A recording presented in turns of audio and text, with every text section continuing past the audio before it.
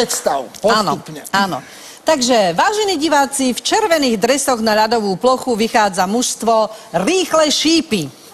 V zložení Jano Slimák, Fero Slimák a v bráne Ďuro Slimák. Ďuro je brankár, hej? Ďuro je brankár. Ďuro je brankár. A teraz, milí priatelia, potleskom privítajme aj ich súperov. Je to veľmi obávané mužstvo Slizkí diabli, ktorí sa nám predstavujú v modrých dresoch. Menovite Marcel Pozor, Jiří Hlemíšť, jeho brat Honza Hlemíšť a v bráne druhý brat Franta Hlemíšť. Takže kompletná zostava oboch mužstiev je na ľade. Prepájame na olympijský štadión, kde je pri mikrofone Marcel Merčiak. Buli. Poprvý raz v histórii svetového hokeja oboj pohlavný zápas. A už sa začal. Tá akcia úvodná by mala trvať zhruba 27 minút, tak máme čas si povedať, že pred úvodným buli prebehla aj minúta ticha. Predstavte si, naši hokejisti pred 2 týždňami na začiatku tejto olympiády vyradili Francúzov, bratov Escargotovcov 6-1.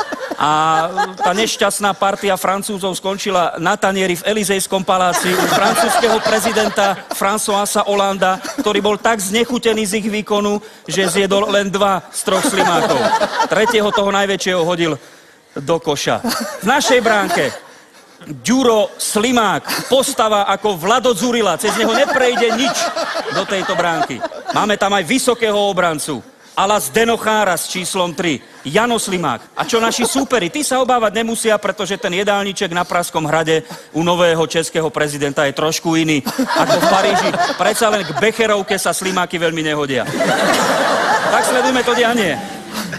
Vo flashovom rozhovore, na ktorý sme čakali asi 27 minút, sme sa dozvedeli od nášho trénera, že ideme za víťazstvom a myslím si, že tie útočné tykadlá sme už naozaj vystrčili po vyhratom boli Česi tradične v defenzívnej ulite, mysliaci, že z nich budeme mať ten slávny český komplex, ale vzájomná bilancia hovorí síce v prospech súpera, lenže sympatie publika aj po tom, čo sme videli v tomto našom úvodnom vstupe, sú na strane slovenských hokejových reprezentantov. Slimákovcom držíme palce, majú skúsenosti z NHL, vidíte, že hráč s číslom 2. Jaro Slimák si už nakorčuľováva za bránku. Mal by tam byť zhruba za 37 minút by mal prebrať prihrávku.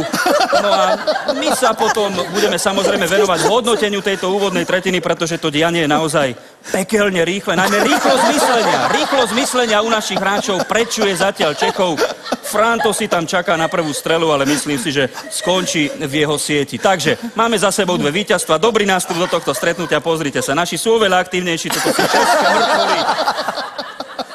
Veríme, že to takto bude pokračovať aj ďalej. A čo je najdôležitejšie, po skončení každej tretiny, to sme ešte nevideli, keďže priamy prenos sa vždy končí so záverečným klaxónom, prichádza roľba, ktorá nedáva do poriadku tú osuheľ na ľade, ale zhrňa sliz. Momentálne z týchto olympijských hier máme rekordné čísla slizu. Máme od tohto českého brankára Frantu, ktorý sa zapotil poriadne v úvodu stretnutia.